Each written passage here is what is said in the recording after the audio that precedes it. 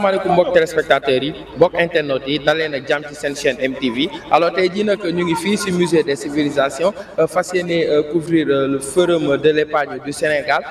benn programme la boo xamante ne c'est enclenché par le ministre des microfinances loolu nag mu nekk projet bu am solo moo di lu waay am daal di koy denc en collaboration avec les banques du Sénégal mu nekk nag projet boo xamante ne vraiment c'est un projet serviteur ñu ànd si ak le ministre ñu déglu ko mu daal di wax si projet bi. mooy d'abord di féliciter madame Mati Diakhaté ci initiative bi ndax li tax ñu sawar gi mooy daaw bi ñu ñëwee ñu tombeek journée de l'épargne am ñu laajte ndax daan nañ ko organiser sama directeur de la microfinance nekk fii ci sama ndeyjoor wax ma ne mosuñu ko organiser ma ne déedéet loolu dañ ko war a organiser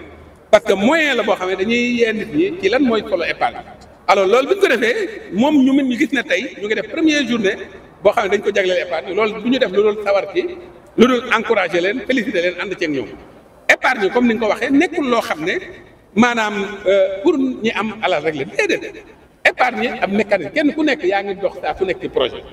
épargne en réalité épargne yooyu dégg mais ci suuf investissement la kon kenn ku nekk war nga à tout moment ngay def investissement suba di nga jóg bëgg jëndi dara kon épargne nekkul affaire borom alal yi li ci am nag mooy dañoo amul nuñ ko defee ba nga xam ne dafay accessible fexe ba ñëpp mën a jot ci épargne loolu moo amoon ci loolu ñun ñii sax am na ay xalaat yoo xam ne teg nañ ko te commencé nañ koy doxal boo jëlee ci sunu aada sunu yaay yi dañ daan def condamné ab boîte la boo xam ne menuisier yi dañ leen koy yettal ñu xar ko ba nga xam ne boo dugalee xaalis doo ko mën a génne ci saako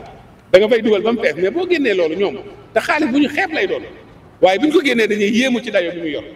loolu nag moom la ñu bëgg ñu def ko moderniser ko ci biir coopérative productive solidaire yi ndax bu groupe bu nekk dafay seen épargne kenn ku nekk yaay xool lu la neex amul xeeb loolu tax ñu tuddee ko naan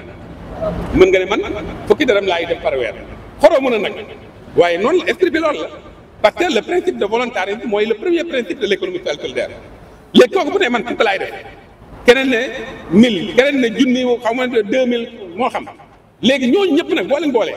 ci biir épargne li tax muy nekk condamné mooy mënoo jël lépp da ngay jël ba 80 pour cent ba 70 pour cent ou 80 pour cent léegi loolu def nag moo lay tax nga xam ne ndikete ñii am nañu mën-mënu saa ku nekk bu tolloog 30 pour cent yooyu boo ko agrégé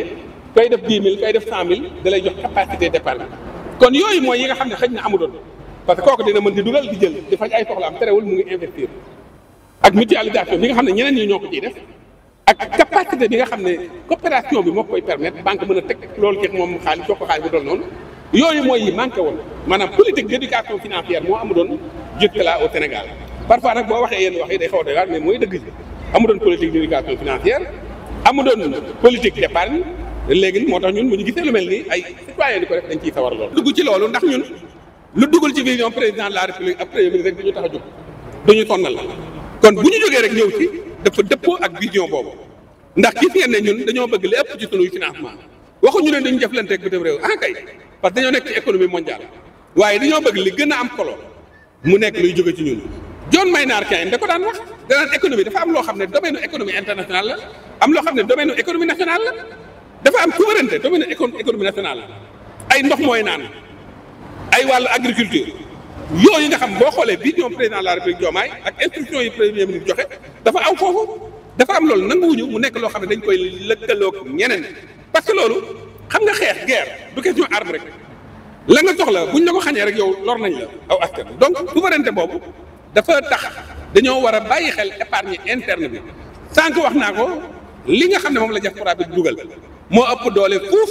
li nga xam ne moom la ñuy wut ci yenn institutions yi kon kay lan moo fi def ñu organiser suñu xaalis ñi am doole ñi digg doom ak ñi am lu bëri ak ñi néew ñoom ñëpp bu ñu am na nu ñu mën a def ba mën a épargner. D'être là depuis quelques jours, vous êtes là, vous nous accompagnez, vous croyez en ce projet avant qui que ce soit, parce que avant cette cérémonie, vous étiez là à la conférence de presse, donc ça veut dire que vous y croyez déjà.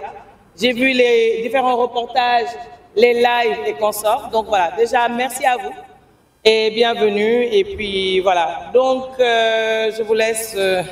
pour la suite. Revenez sur l'objectif. Alors très rapidement, l'objectif en fait c'est ça, hein, c'est ça, amener le monde à visiter les stands, amener le monde à se regrouper quelque part. C'est le monde, c'est qui? C'est le grand public, c'est les élèves, c'est les jeunes, c'est la banque, c'est les microcrédits, c'est les institutions financières. Se réunir autour d'un espace, pouvoir échanger, se faire conseiller, se faire accompagner, poser des questions, casser une barrière qui existe entre banque et population. En gros, c'est vraiment informer et participer, nous, dans l'éducation financière, et ainsi espérer participer dans la suprématie financière du Sénégal. Donc... Mais bien, par contre, non, s'il te plaît, parce qu'il y a des infos que tu détiens et c'est important qu'ils soient là. Il me laisse devant depuis tout le temps, ce qui est inadmissible. Mais bon, il ne veut pas, il n'aime pas les caméras. Donc voilà, donc à savoir que cette fête, c'est sur 3 jours aussi. Hein. Aujourd'hui, c'était l'ouverture. C'était les officiels, mais sachez qu'on est là tous les jours, d'aujourd'hui à dimanche, à vous accompagner, discuter avec vous, échanger avec vous. Vous avez vu les comédiens tout à l'heure en salle. On avait des comédiens, on avait des comiques, Abdi Mignon, Doucouré. Et puis nous avons des artistes qui vont passer pour vous faire plaisir. La jeunesse aussi peut passer au niveau des stands, au niveau d'ici, pour récupérer des tickets de concert gratuits pour le dimanche. Nous organisons un grand concert gratuit pour le dimanche avec plusieurs artistes et nous l'offrons à notre jeunesse, nous l'offrons à la secteur informel, nous l'offrons déjà à vous pour qu'on passe des journées, des moments de convivialité. Il s'agit de s'informer mais avec plaisir. Vous comptez prendre... Inch'Allah, si Dieu le veut bien et si on nous accompagne, on va continuer. Ça n'a pas été facile du tout, je peux vous le dire. Ça a été même infernal. On s'est battu jusqu'à arriver là. À nous seuls, hein, moi et mon équipe. Même pas mon équipe, parce que même moi, je ne peux pas tout faire. L'équipe, ils sont exceptionnels. Ils ont mis des pieds et des mains pour